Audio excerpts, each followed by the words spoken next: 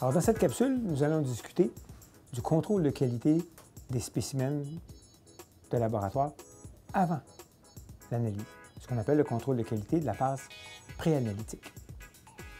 Alors, tout le monde conviendra qu'une des caractéristiques les plus importantes d'un test de laboratoire, c'est d'être fiable. Des résultats non fiables vont souvent retarder l'établissement du bon diagnostic ou vont au contraire contribuer à l'élaboration d'un mauvais diagnostic avec toutes les conséquences qui peuvent en découler. Assurer la qualité d'un spécimen ou assurer la qualité d'une analyse commence par assurer la qualité de l'interprétation de la prescription du médecin. Et ça va aller jusqu'à l'ajout sur la feuille de rapport de valeurs de référence qui sont adéquates. Entre les deux, il y aura toutes sortes d'étapes, que ce soit la stabilisation des spécimens, leur acheminement au laboratoire, leur identification, leur analyse, etc., etc.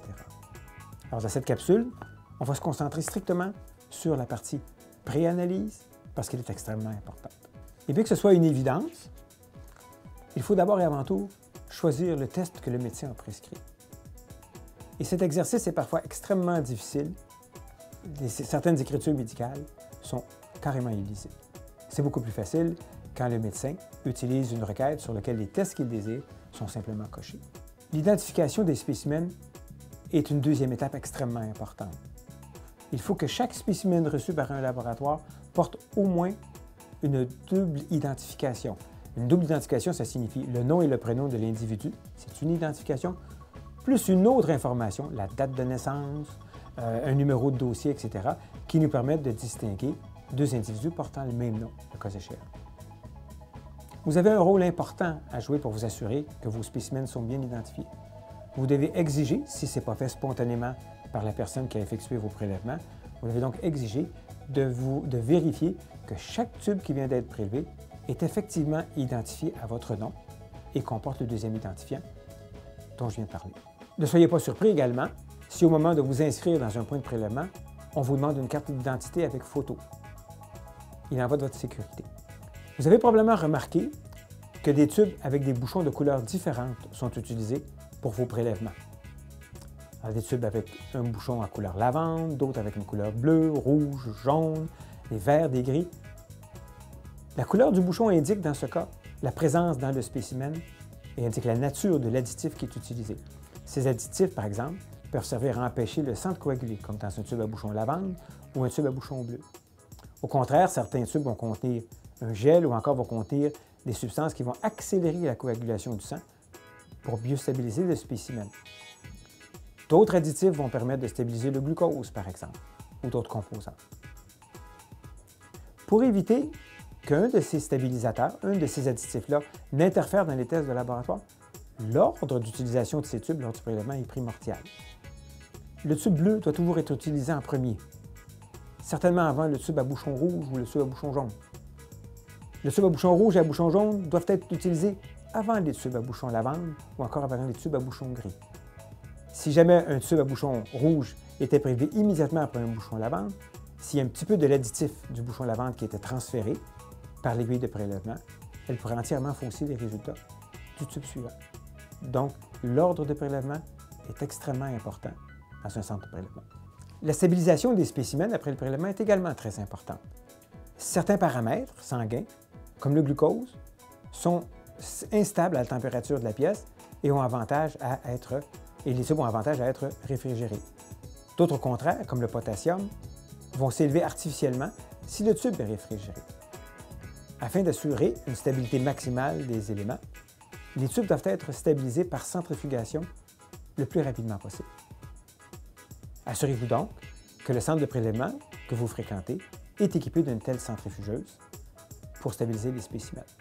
Le transport du spécimen du point de prélèvement jusqu'au laboratoire d'analyse est aussi extrêmement important et particulièrement difficile à assurer dans un pays comme le Québec où les températures fluctuent entre l'été et l'hiver de façon extrêmement importante. Chez Biron Laboratoire Médical, chacune de nos boîtes de transport, chacune de nos glacières est munie de puces ou de capteurs de température qui enregistrent la température pendant le transport du spécimen du point de prélèvement jusqu'au laboratoire central. Lorsqu'un messager arrive avec ses contenants, ses glacières, ces puces sont automatiquement enregistrées dans un ordinateur qui va nous révéler les écarts de température qui ont été rencontrés par cette glacière-là pendant le transport. Si les fluctuations de température semblent trop importantes pour avoir protégé convenablement les spécimens, ces éléments-là seront portés à l'attention des professionnels du laboratoire qui décideront, le cas échéant, de reprendre le prélèvement ou d'effectuer des analyses qui sont plus résistantes à la température. Une fois les spécimens arrivés au laboratoire, notre plus grand défi est de s'assurer que les bonnes analyses ont été faites chez le bon patient et que les résultats de ces analyses ont été effectivement rapportés dans le dossier du bon patient.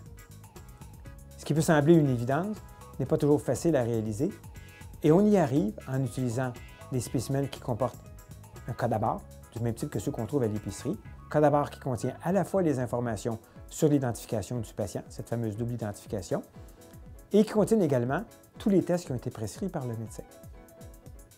Le même code à barre servira ensuite à s'assurer que les résultats sont transmis directement dans le dossier approprié.